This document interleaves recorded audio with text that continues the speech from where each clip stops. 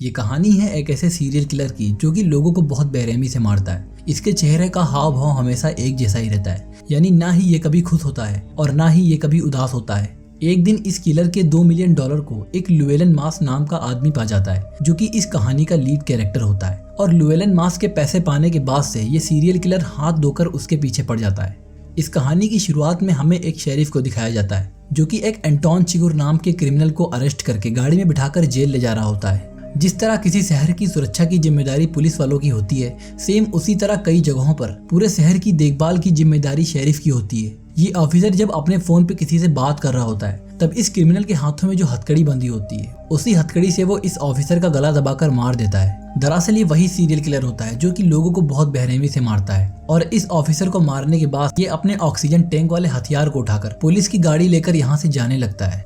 रास्ते में किसी कार का पीछा करने लगता है, जिसको देखकर कार वाला अपनी गाड़ी को साइड में रोक देता है। तब चिगुर अपनी कार से उतरकर उसी ऑक्सीजन टैंक वाले हथियार को लेके इस कार वाले आदमी के पास जाता है और इस आदमी को कार से उतरने के लिए कहता है। मगर जब ये आदमी कार से उतरता है, तब चिगुर अपने ऑक्सीजन टैंक वाले हथियार से इस आदमी को मार देता है। वहीं दूसरी तरफ हम इस कहानी के लीड कैरेक्टर लुएलन मास को देखते हैं, जो कि एक बंजर रेगिस्तान में शिकार के लिए आया होता है। लुएलन पहले एक सोल्जर था जिसने वियतनाम वार में 2 बार लड़ाई लड़ी थी। लुएलन अपनी गन से हिरन के ऊपर निशाना लगाता है और उसकी गोली सीधा हिरन के जाके लगती है, मगर फिर भी उस हिरन को कुछ नहीं होता और वो उठकर यहाँ से भाग जाता है। साथ ही उसके झुंड में जितने भी हिरन होते हैं वो भी यहाँ से भाग जाते हैं। इसीलिए लुएलन यहाँ से जाने लगता है, पर रास्ते में उसे खून पड़ा हुआ दिखाई देता है। तब लुएलन अपनी दूरबीन निकालकर चारों तरफ देखने लगता है। तभी उसे थोड़ी दूरी पर एक पिटबुल डॉग दिखाई देता है, जिसका एक पैर जख्मी होता है। और तब लुएलन समझ जाता है कि ये खून जरूर इस पिटबुल का होगा। जिसके बाद लुएलन मास पासी की एक ऊंची चट्टान पे जाता है, जहां से उसको दिखाई देता है कि थोड़ी दूरी पर 5 कारें खड़ी हुई हैं। जब लुएलन इन कार के पास पहुंचता है, तब वो देखता है कि यहाँ पर बहुत सारे लोग मरे पड़े हुए हैं और साथ ही उसे यहाँ एक डॉग मरा पड़ा हुआ दिखाई देता है। दरअसल ये लोग यहाँ पर ड्रग डील के लिए आए हुए थे और जब इन लोगों की ड्रग डील नहीं हो पाई, तब इन्हें कोई मार कर यहाँ से चला गया। जब लुएलन इनमें से एक कार को खोलकर चेक करता है, तो एक कार के अंदर उसे एक व्यक्ति दिखाई देता है, जो कि अभी भी जिंदा होता है, मगर ये आदमी बुरी तरह घायल होता है। ये आदमी लुएलन से किसी दूसरी भाषा में पानी मांगता है, पर लुएलन के पास पानी नहीं होता। इसीलिए वो इस आदमी के पास पड़ी गन को उठाकर यहाँ से जाने लगता है।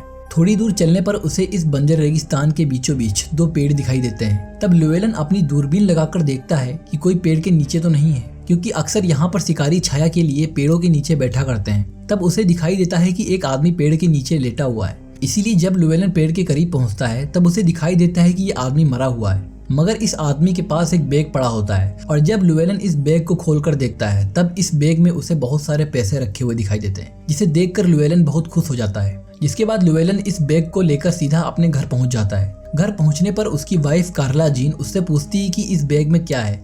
तब लुएलन उसे बताता है कि ये बैग पूरा पैसों से भरा हुआ है। और इसके बाद लुएलन सोने चला जाता है। लेकिन जब रात में उसकी आंखें खुलती हैं, तब उसे अपनी गलती का एहसास होता है कि उसे रेगिस्तान में उस जख्मी आदमी की मदद करनी चाहिए थी। तब लुएलन एक प्लास्टिक के डिब्बे में पानी भर के रेगिस्तान में उसी आदमी के पास पहुंचता है, मगर वो अब देखता है कि इस आदमी को किसी ने मार दिया है। लेकिन तभी अचानक से लुएलन की नजर उसकी कार पे पड़ती है और वो देखता है कि उसकी कार के पास अब एक और कार आकर खड़ी हो गई है। इसीलिए लुएलन इसी कार के पीछे छुप जाता है, मगर अब ये कार सीधा लुएलन की तरफ आने लगती है। इसीलिए लुएलन यहाँ से अपनी जान बचाकर भागने लगता है, पर ये कार वाले इसके ऊपर एक के बाद एक गोलियां चलाते रहते हैं। मगर लुएलन बहुत तेजी से नदी की ओर भागता ही रहता है। एक गोली लुएलन के आखिर लग ही जाती है, मगर किसी तरह वो पानी में कूदकर तैरता हुआ आगे बढ़ने लगता है। पर इन आदमियों का डॉग लुएलन का पीछा अभी भी नहीं छोड़ता और वो तैरता हुआ लुएलन का पीछा करता ही रहता है।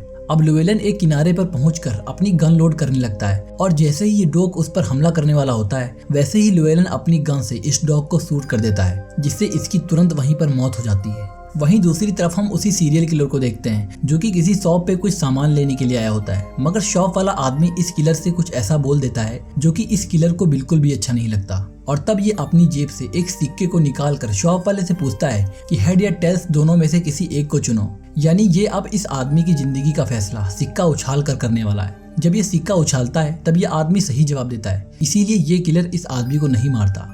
अब जब लुएलन अपने घर पहुंचता है, तब वो अपनी बीवी से उसकी माँ के घर जाने के लिए कहता है, क्योंकि उसे पता है कि उसके पास जिस आदमी के भी पैसे हैं, वो उसकी कार के जरिए उसके घर तक पहुंच ही जाएगा। अब एंटोन चिगुर के आदमियों को लुवेलन की कार का पता चल जाता है और ये लोग चिगुर को उसकी कार के पास ले जाते हैं। मगर ये किलर अब अपने आदमियों को भी मार देता है, जिसके बाद ये किलर सीधा लुवेलन के घर पहुंच जाता है। मगर तब तक लुवेलन यहाँ से जा चुका था, इसीलिए ये इस घर की तलाशी लेने के बाद यहाँ से चला जाता है। मगर इसके जाने के तुरंत बाद ही यहाँ शेरिफ डिपार्टमेंट के 2 लोग पहुंच जाते हैं, क्योंकि अब इन्हें भी लुवेलन के बारे में पता चल चुका था कि उसने $2 मिलियन पाए हैं, जो कि एक सीरियल किलर के हैं। घर में एंटर होने से पहले ये देखते हैं कि दरवाजे का लॉक टूटा हुआ है, जिससे ये समझ जाते हैं कि जरूर वो हत्यारा लुवेलन को ढूंढता हुआ यहाँ तक आया होगा। जिसके बाद ये लोग घर के अंदर जाते हैं, तब इन्हें दूध से भरी हुई एक बोतल दिखाई पड़ती है और जिससे इनका शक यकीन में बदल जाता है। अब लुवेलन अपनी वाइफ को उसके घर छोड़ने के बाद एक सस्ते से रिगाल नाम के होटल में जाता है और इसी होटल में लुवेलन पैसे से भरे इस बैग को एक ऐसी जगह छिपाता है जहां किसी की नजर ना पड़ सके।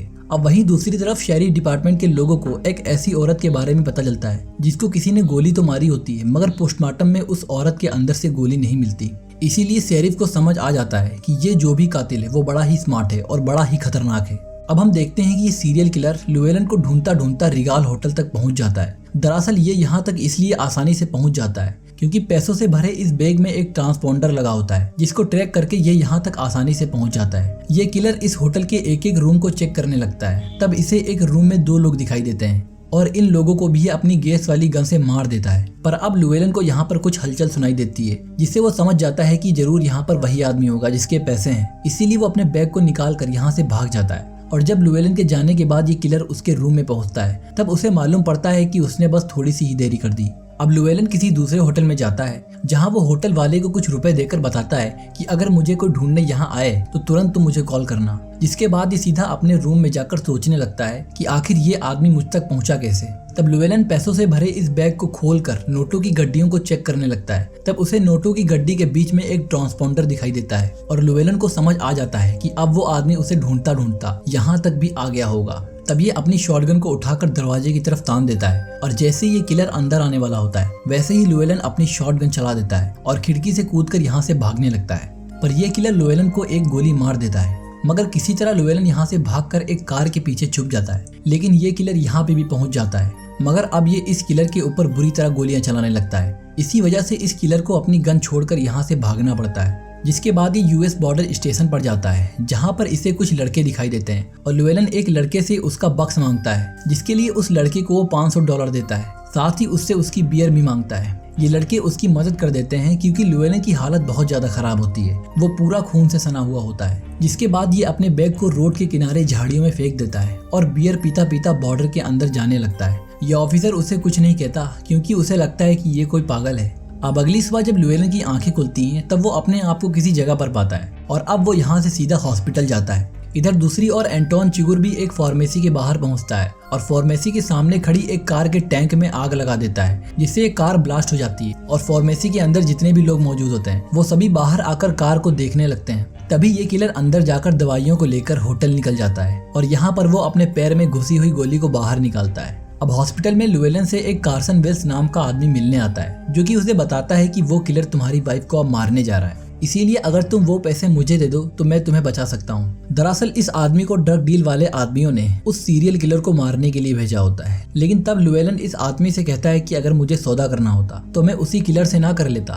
तब ये आदमी लुवेलन को बताता है कि अगर अब तुम उसे पूरे पैसे दे भी दो तो भी वो तुम्हें मार देगा, क्योंकि तुमने उसे तंग जो किया है। और इसके बाद ये आदमी लुवेलन को अपना एड्रेस देकर यहाँ से चला जाता है। अब हम लुवेलन की वाइफ को देखते हैं, जिससे यहाँ का शेरिफ मिलने जाता है। ये कार्ला जीन को बताता है कि तुम्हारा हस्बैंड एक बहुत बड़ी मुसीबत में है, क्योंकि उसके पीछे एक सीरियल किलर पड़ा हुआ है और वो उसे मार देगा। इसीलिए अगर तुम मुझे अपने हस्बैंड का पता बता दो तो मैं उसे बचा सकता हूँ। लेकिन लुवेलन ने अपनी वाइफ को भी नहीं बताया होता है कि वो कहाँ है। तब शेरिफ उसे अपना नंबर देकर यहाँ से चला जाता है। अब कार्सन वेल्स जब यूएस बॉर्डर स्टेशन से होकर गुजर रहा होता है, तब रोड के किनारे उसे वही बैग दिखाई देता है, मगर ये इस बैग को नहीं उठाता। जिसके बाद ये सीधा अपने होटल चला जाता है और जब ये इस होटल के जीने से ऊपर जा रहा होता है, तब ये देखता है कि इसके पीछे वही सीरियल किलर खड़ा हुआ है और इसके बाद ये किलर कार्सन वेल्स को उसके कमरे में ले जाकर मार देता है। तभी कार्सन वेल्स के पास लुवेलन मास का कॉल आने लगता है। ये किलर जब उसका फोन उठाता है तो लुवेलन को बताता है कि अब मैं तुम्हारी वाइफ को मारने जा रहा हूँ और ये किलर उससे कहता है कि अगर तुम अपनी वाइफ को और खुद को बचाना चाहते हो तो सारे पैसे मेरे पैर में लाकर रख दो और मुझसे माफी मांग लो। लेकिन इसके लिए ल्यूएलन इसे मना कर देता है और इसके बाद ल्यूएलन सीधा अपनी वाइफ को कॉल लगाता है और उसे किसी होटल में मिलने को कहता है ताकि ये अपनी वाइफ को सारे पैसे देने के बाद किसी सेफ जगह पहुंचा सके।